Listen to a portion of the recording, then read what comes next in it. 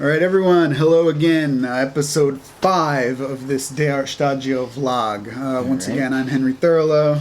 Arthur Isom. We are D'ART Shtajio. Well, this is our studio in Japan, Shinjuku, Japan. Couple introductory things that are different this time than the last times. Number one, we're actually recording during work hours this time and not after, so we got some people working behind the scenes, and hopefully no model sheets and stuff like that we're not allowed to show pop up. But anyway, right behind us, people are working on anime. And second, today's Japanese word of the week is genki. Genki. And the reason it's genki is because last week I had nose surgery for a deviated septum. So if I'm not genki, genki meaning energetic and happy and, ready to go. If I'm a little down, it's because of that. Still kind of recovering, all right? Say genki dashite. Genki, yeah. Be genki, Henry. I will try to be genki. All right, so we looked at the different questions people had in kind of the comment section. And I think this week we'll talk about kind of two things. So one of the questions was, would we prefer to adapt material that already exists, like a manga or an American comic book, possibly, something like that, or would we rather make our own stuff entirely? I mean, a side note before we even get started, we are not to the level of getting to fully choose that yet. We are building a studio, and so whatever jobs come along is what whoever pays us. Whoever pays us, whoever is. So obviously we're at the point where we're willing to adapt anything, and we're willing to create original stuff if that's what the client needs, as it was the case for the Sturgill Simpson Sound and Fury. We actually did that was original. To write segments for that one. But if we had our full preference, what would you like to do? I'll kick it over to you first. What would you like to do? Okay. Well, yeah, I think I would like to do. I think everyone, being an artist, being creative, right? You want to be able to create your own things, right? And so which is the reason why we started a company, because we wanted to be able to create and tell our own stories and tell stories that don't exist yet or that haven't been told yet, right? Yeah, so I think that's like simple answer right now. If you could adapt something, you can adapt anything, your dream project. Is there something, what would you like to adapt? And then even with adaptation, because I actually don't mind adapting things. Although, so I will say this, there's a difference between adapting and rebooting, I think. And so I'm actually not so into like rebooting something, like rebooting animation that already exists. I don't know if I'm excited about that. I agree. I don't know if that would get my juices flowing, my creative juices flowing. If an animation already existed, you don't want to just remake it, but 10 years lader or something. Yeah, me too, actually. I totally wouldn't be interested in that. So I think that would be the difference between rebooting, the definition of rebooting and adaptation, right? So, but there are lots of stories that are out there that I would like to adapt, into animation form. The one story that I really like, and I've always liked it ever since I was a kid, is the John Henry story. It's like African folktale with a guy who's like he's a hard worker, and he lays railroad tracks, and then then a machine comes along, and everyone's saying this machine's better than him, right? And then it's a story about the competition between man's will versus machine, but very simple story, but I really like that story, and I've always thought that that'd be a pretty cool. I go to this Talk Live event with Hideyuki Kikuchi, the creator of Vampire Hunter D. Every few months, he's there and he shows us like unique films and stuff.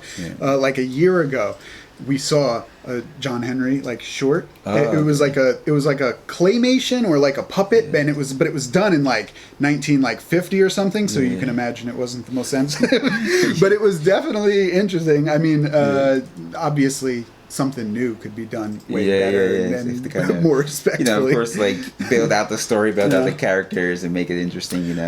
For me, I give the same answer that I guess I'd like to do original stuff if I could truly live the dream. The full dream is like I'm the Quentin Tarantino of the anime industry. Yeah. And what does Quentin Tarantino do? He writes stuff. When his new stuff comes out, it's not an adaptation of a book usually, or it's something from his mind. So obviously that's the thing I'd like to do the most. That being said, I love working on adaptations. So, One Piece and JoJo's Bizarre Adventure, all the stuff that we've worked on, I fully enjoy working on that. And if the possibility came around, and same question to me, like, okay, if I had my dream project, I could adapt anything. There's 2 Japanese manga that I really, really like. The first one, I like a whole lot of them, but the first one, it's funny, there was an anime of it, but they didn't finish. They didn't even get to the halfway point, called Shigurui. I don't know. Yeah, like 10 years ago or so, there was an anime, but the manga, unlike most Japanese manga, I feel like this story was actually, the ending was written at the beginning, right? So they knew exactly where they were headed, and then the whole thing is, I think, 15 manga or so, and it really connects. Like, the story perfectly connects. Yeah. Beginning chapter elements show up at the very end. So while there was a series that already existed, and it's kind of walking into your reboot territory, it wasn't finished even closely. So to adapt that whole story would be really cool. Wait, so you'd want to adapt it from the beginning? So you want to retell the whole story, or would you just want to start from where that? But now we're just getting into fantasy, right? Because obviously this isn't happening. But I think it was Madhouse that maybe did that first season. So if there was some kind of cooperative thing with Madhouse where we could legitimately just continue, then I think that's fine. But if it was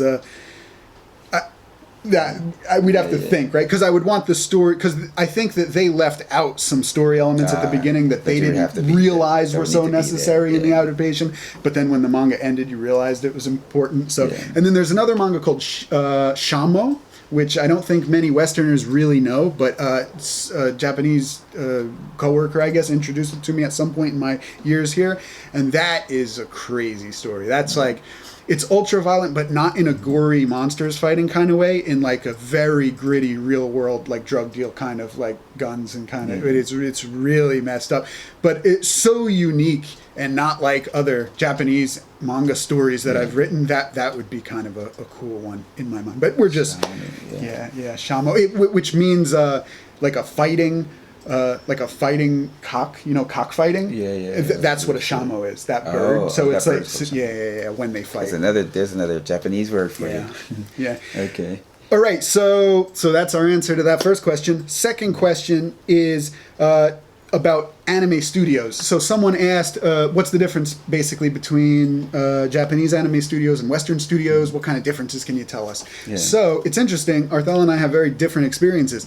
I did work in the West for a few years before coming out to Japan, but you didn't. Yeah, my whole career in animation has actually only been in Japan. Like, as soon as I graduated from college, I came straight here, and so I've just been working in the Japanese animation industry. So I have no idea how you grew up. Well, I mean, I have a concept, but obviously I studied in the West, so I understand how the production process and everything out there works. But yeah, my experience in being raised up, I guess I was taught the same way that Japanese are. Obviously I could talk about that for hours and hours and hours, going down to every minute detail. How was the production process? How were the people working? What were the work hours? What was the pay? What was the overall culture of the company, et cetera, et cetera. But if I'm gonna just kind of broadly answer the question, the kind of most interesting difference to me is that in the West, and it's not a good or bad thing on either side, although obviously I tend to like the Japanese way a little bit better. In the West, it's all about that capitalism, right? Our company needs to be number one. We got secrets, and we're not going to tell our process to the next studio, and they don't need to know that and everything. And so you end up making everything kind of yourself. Obviously, some stuff is outsourced to maybe in between certain things overseas, but generally it's all done in house, right? And then, but you can only make a project that good, right, with the handful of 10 or 20 people that you have, and hence a lot of more simplistic flash cartoons, not the craziest character designs, whatever the best character designer is among the 20 of you is it, right? And then you try to make it with that. Whereas here in Japan, the studios really do work together, which is interesting. Like, when you watch the credits of any anime, watch a production IG anime, and in the credits you'll see Madhouse pop up, and Ghibli pop up, and Pierrot pop up. That is something, and it's interesting because when I first got into the industry here, that was the first thing I recognized as well, and I realized like even just working like because we would have. So they have these Jawaseis or like these meetings, right, before you start your productions and things like that. Of course, they have those in the West too, but in the West, it'll just be the directors and the animators on the floor. In-house staff will just go and meet and then talk about what we're doing next. But here, it would be directors and producers and animators from other studios would come in. And I was like, who are all these people? They would lend character designers and things like that. How about you work on their series next? It's unthinkable in the West, but. Yeah, and all the different, like all the background studios work together, and the animation studios work together out here. Yeah, and that I think that because of that, I mean that is a kind of cultural difference too. I think like just Japan is really big on community. Because of I mean, I guess you can go back and say it's all started with the rice fields, right? Like so, you couldn't. The only way that rice field farmers could exist or survive is they had to have everyone in the community help, right? And so because of that, I think that's why Japan's such big on it. I think they also, and it probably comes from the same kind of thinking, but I think they really just care about not every production. You can find a cheaper production, but I think when they want to make something look good, they really care about the art of the project. And it's like, how can we make this look better? Well, there's someone at this studio that could significantly help us, and we can help on their next project. And you know what? Let's all make the best thing possible, right? And so, they really do all just come together to work on stuff. When I was working at Studio Piero, usually I'm working on a Studio Piero production at that time, Naruto or Tokyo Ghoul or something like that. But then all of a sudden, a Pokemon sequence would land on my desk, or when they were doing the Ghost in the Shell Arise OVA, I did, I think, one or two in between very simple sequences, simple work. But I would be like, what's this production IG, thing doing on my desk? The Persona 5 video game, there was cutscenes that production IG made, and all of a sudden there's a Persona 5 like in between sequence on my desk, and I'm like, what is this? And that's when it was kind of registering to me. I just thought about this when you were saying about they just want to make the best product, because it's not that the West doesn't want to make the best production, because obviously the West does, and so then I was thinking, okay, then why is it that what else? There has to be another reason besides just like, oh, we want to do something great, or and then because obviously the West also wants to do great things, and the West does. They make a lot of great productions. Yeah, if you think about the big productions, Disney or something, that's like top of the world level stuff. And so I was thinking that there is another difference. Japan's smaller than the West, and I think that probably plays a really big part in it, because you can go to any studio in America and it's like 400 people. It's staffed with 400 people, so they really don't need to ask the other studio for help when they have 400 people who are all top of the line artists, right? Like you have like amazing artists who all graduated from like these Cal Arts and Academy of Arts, and so you already have so I think in America they already have their pick of it. No, but that's not because America is just a larger country. That does have something to do with wanting to make the studio gigantic. Well, I think so, but I think there's just a bigger. Because it is true. Choice, well, because you are right. Like there is no studio that I'm aware of in Japan that has 400 people, right? Yeah. Like every studio from Ghibli to IG to Bones, etc. Like it's in a much smaller range, right? Yeah. 400 is unthinkable, but obviously there's gigantic staffs that used to work on the 2D, Disney films. So why don't they want those gigantic companies there? That's also something just kind of... and I don't even have the answer. I'm just throwing that out as we're talking. So then, we're just kind of like, just... Spitballing. Yeah, spitballing, just throwing out hypotheses or whatever, our own ideas. But I think that it really... Because, even though Japan has a large population of people, they're not all artists, right? And so probably even if they wanted to have 300 people, they just couldn't. Or I don't know, or could they? Which is interesting, right? Could there be like this massive? I think that it's interesting. There's a million productions happening here is a double-edged sword, because on the one hand, it's great that there's options available to all the artists, right? If I like violent adult rated stuff, I can find a studio making that. If I want to make kid stuff, if I want to make comedies, if I want to make So maybe one reason it's difficult is an animator, you might have this huge team ready to go, but the way the industry's set up, everyone's producing so much that if people on your staff don't like the stuff that's being produced, they'll go somewhere else. And it's super easy to go somewhere else because there's a million options. Whereas if you're working on The Little Mermaid in the 1980s or something like that, right? Even if you don't love The Little Mermaid, let's say you did want to make something more like Akira. Well, there's no options really for you out there. There's obviously animation studios making other kind of kid stuff, or maybe even, some productions doing cool, more adult-oriented commercials or whatever. Yeah. But your options are small. So it's like, well, this is a good job.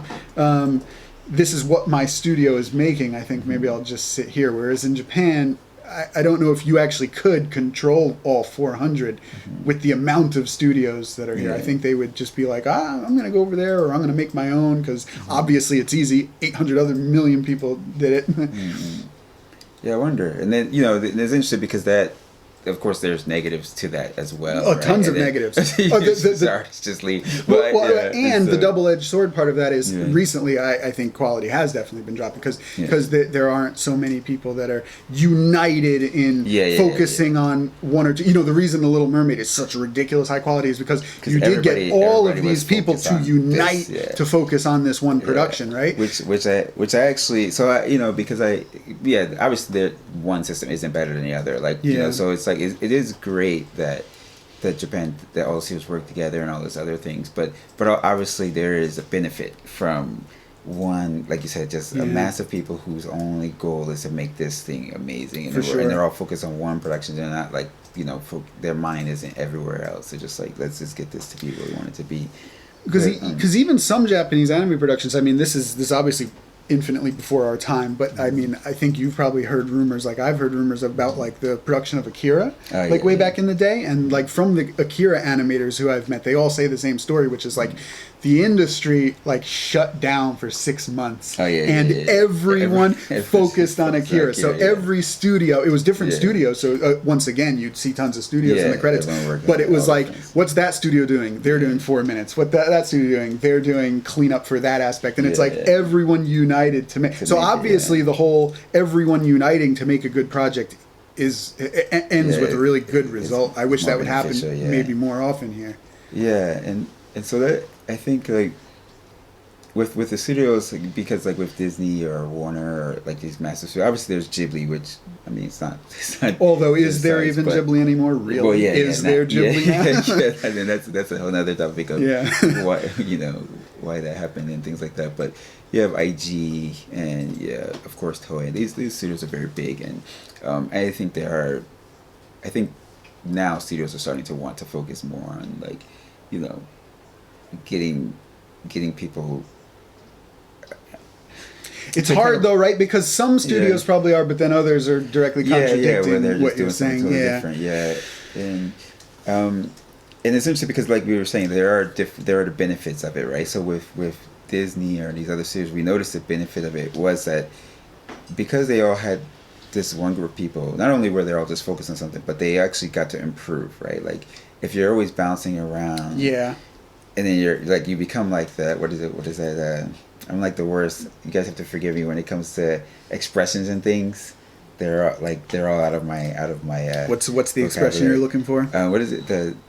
Was it jack of all trades or something like that? Jack of all trades. The whole thing, but is a king of none or whatever, or something like that. Yeah, right.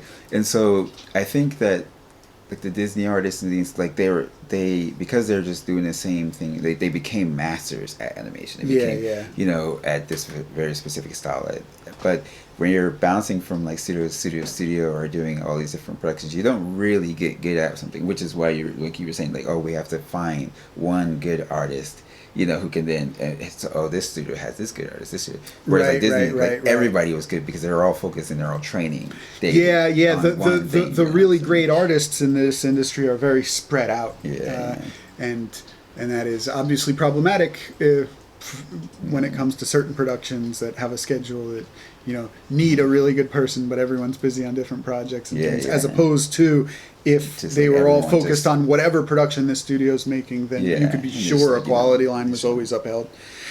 Well, we're getting closer to 20 minutes. Yeah. So any final comments you want to make before we wrap something up that something that I noticed when I got into industry. So what did I feel was different between the West and the East or Japan was I think the culture thing was something interesting, and which it was interesting because when I was working on the projects, I realized that there was so much that we didn't know about why things looked the way they looked or appeared the way they appeared.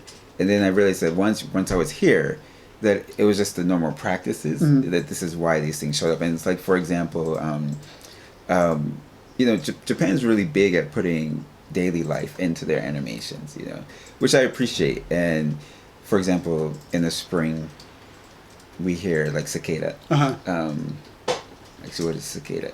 Cicada, yeah. In Japanese, it's semi, right? So, but cicada essentially tells us that summer's about to start, right? So at the end of spring, and that's like the beginning of summer when you hear the first like cicada. Well, there's lots of different cultural cues that people who watch anime aren't really noticing, as they're watching them. And then so it's interesting because I think in the West, they would actually whenever they would hear that sound, like these like where's this loud buzzing sound, they would take it out. Because they thought it was noise. Back in the day. Yeah, back in the day. Like now they leave it in. I think a lot of people have become aware of it. But there's and that's just that's an easy example to understand.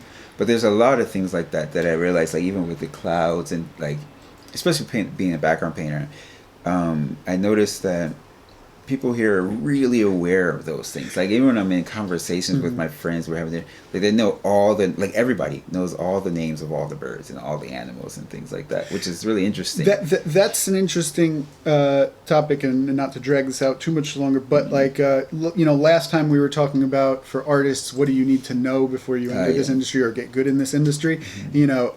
Knowing Japanese culture, that's such a throwaway line, but that's kind of what that means, right?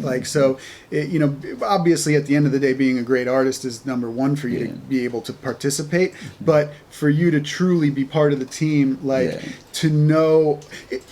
one of the reasons that they might be a bit hesitant to pass out work to a foreigner, but a legitimate reason, not an unfair reason, would be the foreigner is not going to know all of these cues. So maybe they can still work on the crazy fantasy show that has nothing to do with any culture that really exists. But in a more, in a Ghibli film or in any kind of, a Makoto Shinkai film or something like that, this foreigner, they might know human motion well, but do they know all the cultural cues and stuff like that might be happening around this character? And if you don't know those, it might be. Then it'll kind of go over your head. Last thing I'll mention real quick is, there is kind of an elephant in the room that's being avoided, which is work hours and pay. I'm not going to go into that now, and I'm sure that there are people out there that I guarantee want that video. Tell us about the work hours and stuff in Japan that we've heard about. In the future, we'll get around to some topics about that. One reason I avoid it is, I already kind of said my piece on that. If you Google my name, Henry Thurlow, and then BuzzFeed, I did an article for BuzzFeed about it. And I kind of said my piece there. It's different than the West. It's harsh, and you got to work hard, and that's just the reality. I don't want to be the guy that seems like he's just always complaining about the same thing. I said my piece about it, and so you can go read my opinion. And as we said, I actually don't really have a piece to say on it because since I was kind of raised in this industry, that's all I know. Yeah, that's interesting. So I have a whole different feeling. For you, it's totally. This is normal pay rate. Normal, and everything's normal, and so I don't really have any complaints. Of course, there are things that we want to change. Like you always want to change the industry. And I think at our studio, I think we are making as best of an effort as humanly possible. Right, even as a new studio, we really we recognize some things are unfair. You don't want to put burdens on people working. So we try, but we really do. That's that. So as we always say, Shtajio ga daiji. Shtajio ga daiji. All right. See you next time, everyone. Peace. Later.